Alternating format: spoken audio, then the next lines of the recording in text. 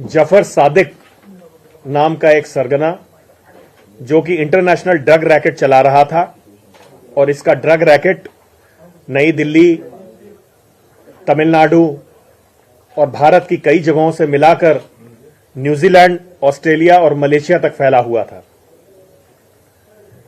इस अक्यूज ने बहुत ज्यादा पैसे कमाए थे ड्रग ट्रैफिकिंग के थ्रू और उनको फिल्म, कंस्ट्रक्शन, हॉस्पिटैलिटी आदि व्यवसायों में इन्वेस्ट किया था और इनको कवर बिजनेस के रूप में इस्तेमाल कर रहा था। आपको ज्ञात होगा, पिछले महीने की 15 तारीख को दिल्ली पुलिस के स्पेशल सेल के सहयोग से हम लोगों ने बसई दारापुर जगह के गोदाम पे छापा मार के 50 किलो सूडोएफेड्रिन बरामद करने में सफलता प्राप्त की थी और 3 अभियुक्तों को गिरफ्तार किया था।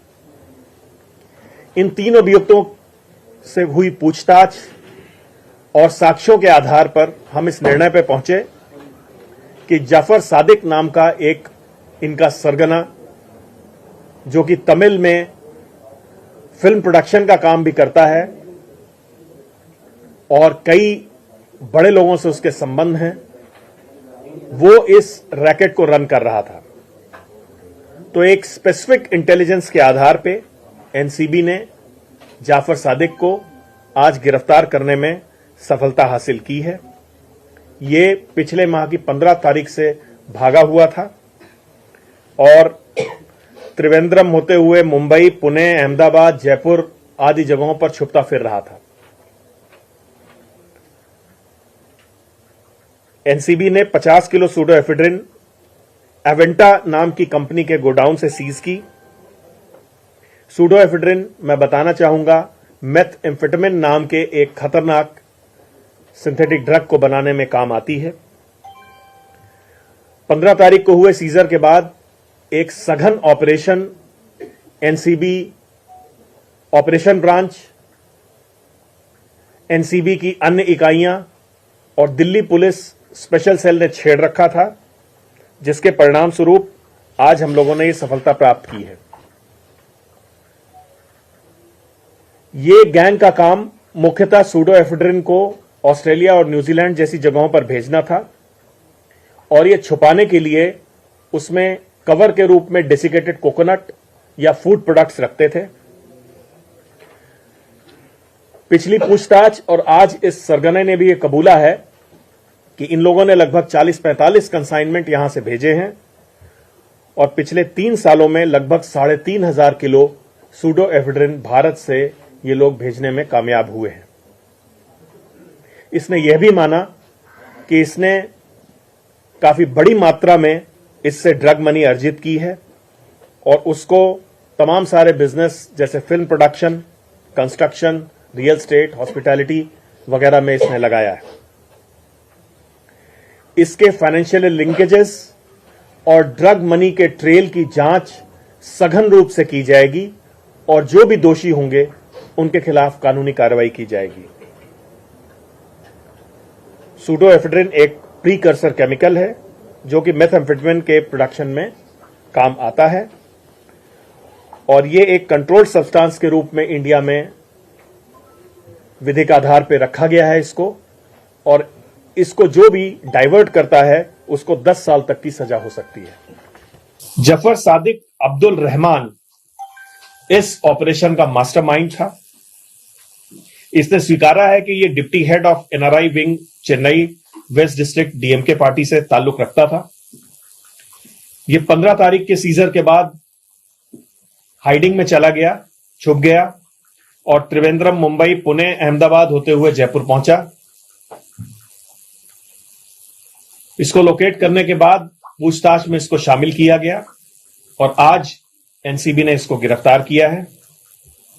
इसने यह माना कि लगभग इसने 45 पार्सल यहां से ऑस्ट्रेलिया भेजे हैं और प्रति किलो के हिसाब से इसको लगभग 1 लाख रुपए इसमें कट मिलता था। लगभग 3,000 से 3,500 किलो ड्रग ये लोग निर्यात कर चुके हैं और इससे इसको करोड़ों रुपए की आमदनी हुई है, जिसका बड़ा हिस्सा इसने फिल्म प्रोडक्शन में लगाया है एक फिल्म, तमिल फिल्म मंगई नाम की फिल्म का प्रोडक्शन पूरी ही ड्रग मनी से हुआ है। ड्रग मनी को इसने रियल स्टेट में भी इन्वेस्ट किया है। ड्रग मनी का इस्तेमाल जिन धंधों में हुआ है उनमें पार्टनर्स काफी बड़े बड़े नामी गिरामी हस्तियां हैं जो तमिलनाडु फिल्म इंडस्ट्री से भी संबंध रखती हैं। इसके लिंकेजेस और ड्रग मनी का ट्रेल मैटर ऑफ इन्वेस्टिगेशन है और मुझे उम्मीद है कि मेरी टीम इस ड्रग मनी को कहां कहां इस्तेमाल किया है उसका पर्दाफाश करने और ड्रग मनी को जब्त करने में कामयाब होगी। इसने चेन्नई में ड्रग मनी का इस्तेमाल करके एक होटल भी बनाया है। 2019 में भी इसका नाम एक सिमिलर केस में मुंबई कस्टम्स में आया था, जहां पे एक कीटामिन नाम का एक सिंथेटिक ड्रग मलेशिया भेज रहा था। अब तक की हुई इन्वेस्टिगेशन के आधार पे इसके खिलाफ पर्याप्त साक्ष्य मिले हैं, इसलिए इसकी गिरफ्तारी की गई है। आज इसको मजिस्ट्रेट के सामने प्रोड्यूस करके पुलिस रिमांड लिया जाएगा। आगे की जांच में जैसी भी स्थिति होगी वो हम आपको समय समय पर बतलाते रहेंगे। Sir, NCB has been raided Chitra, who is close aide to Mr. Udayanidhi Stalin, who is the Minister of Tamil Nadu. Is there any reason behind this, sir? Mr. Chitra. We are investigating all his linkages, Okay.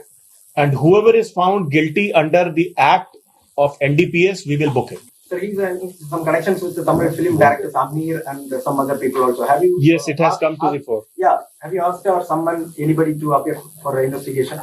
We will not disclose that, but connection has been there. Political parties को funding करता था because he was using this drug money for film making and all. अभी तक की पूछताछ में film industry, real estate और कुछ पॉलिटिकल फंडिंग का भी मामला सामने आया है। Just to be doubly sure, you said the political funding is a thing that you are investigating, or you have found some evidence. I am investigating the drug money trail, be it political funding, be it hotel industry investment, real estate investment, or film industry investment. I'm not bothered about nature of investment. I'm bothered about drug proceeds.